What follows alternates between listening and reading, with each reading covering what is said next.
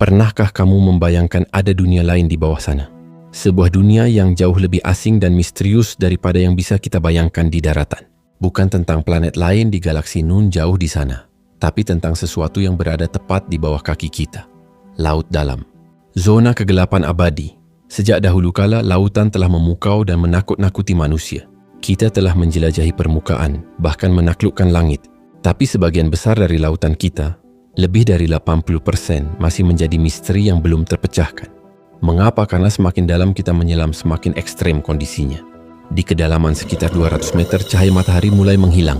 Melewati 1000 meter, kita memasuki zona kegelapan abadi, yang dikenal sebagai zona abisal dan zona hadal. Disinilah tekanan air bisa mencapai ribuan kali lipat tekanan di permukaan.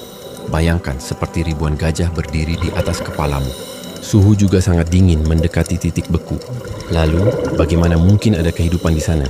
Makhluk-makhluk aneh dari kegelapan ajaibnya.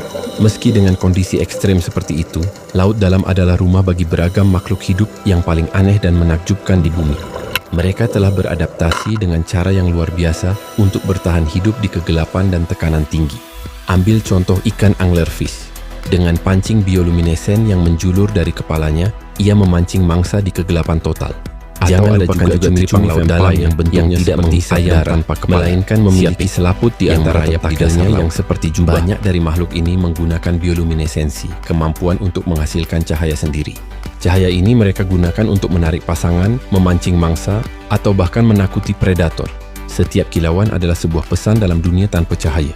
Penemuan luar biasa dan harapan baru. Hingga saat ini, dengan teknologi kapal selam dan robot bawah air yang semakin canggih, kita terus menemukan spesies baru di laut dalam hampir setiap saat.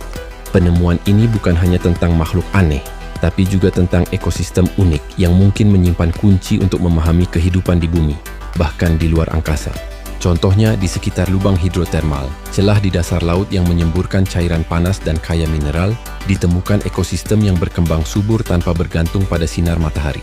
Mereka hidup dari kemosintesis, sebuah proses kimia. Ini memberi kita petunjuk bagaimana kehidupan mungkin dimulai di bumi, atau bahkan bagaimana kehidupan bisa ada di planet lain yang tidak memiliki matahari. Mengapa laut dalam penting bagi kita?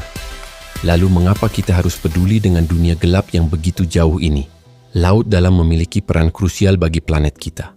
Ia adalah penyerap karbon dioksida terbesar di bumi, membantu mengatur iklim global kita.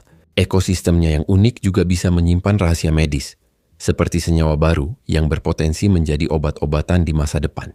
Namun, bahkan dunia yang tersembunyi ini tidak kebal terhadap dampak aktivitas manusia. Polusi plastik, penangkapan ikan yang tidak bertanggung jawab, dan potensi penambangan laut dalam bisa mengancam keseimbangan ekosistem rapuh ini sebelum kita bahkan sepenuhnya memahaminya. Narator laut dalam adalah perbatasan terakhir yang belum banyak terjamah di planet kita.